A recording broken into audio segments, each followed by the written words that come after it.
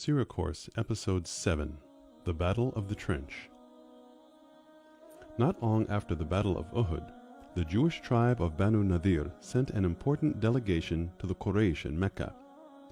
Once ousted by the Muslims from Medina for breaching their end of the treaty and attempting to kill the Prophet, peace be upon him, the tribe had made an offer to the Quraysh of Mecca to lead an army to Medina once again, and in the process they were able to bring together a bunch of other tribes sending mercenaries toward the cause against Islam.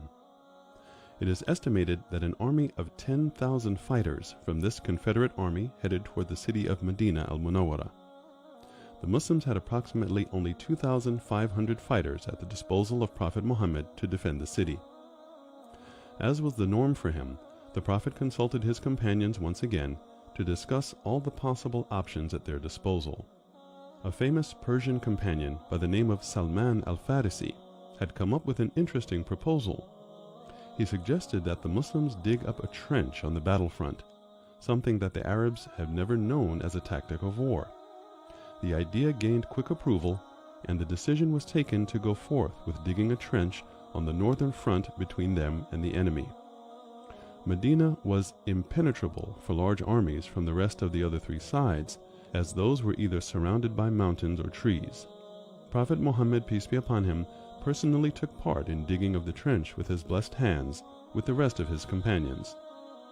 That trench played a huge role in preventing the advancing enemy from penetrating through, leading to a 20-odd day siege on the city of Medina. The two armies were deadlocked, as the large number of fighters and cavalry of the Quraysh were ineffective against the trench tactic of the Muslims. Because the Arabs had never seen trenches being used as a tactic, the Quraysh and their allies were unsure of how to handle this situation. They made many attempts through nightly raids to break through the trench and make an opening, but to no avail. And while the siege was getting longer, the weather had also added to their share of bad circumstances. During the middle of the siege, rumors had surfaced that the only Jewish tribe left in Medina at the time, Banu Qurayza, had decided to break away from the agreement they had made with the Prophet Muhammad.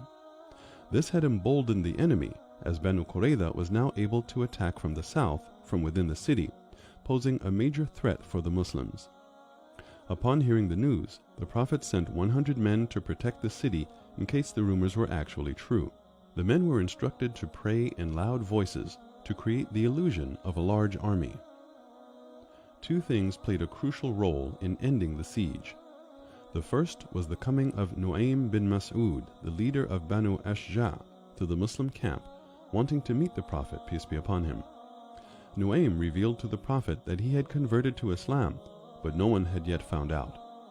Upon the Prophet's request, Nu'aym went around meeting with every Confederate ally group involved in the siege separately, managing to incite them against one another and creating doubt in their loyalties.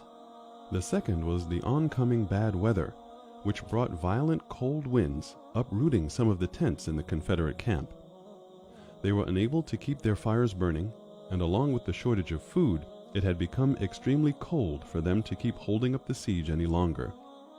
The next morning after, the Confederate army were nowhere to be seen. The Muslims had successfully managed to defend Medina once again. Despite being well dug in, it was also very tough for the Muslim camp to endure through the siege. The nights were cold,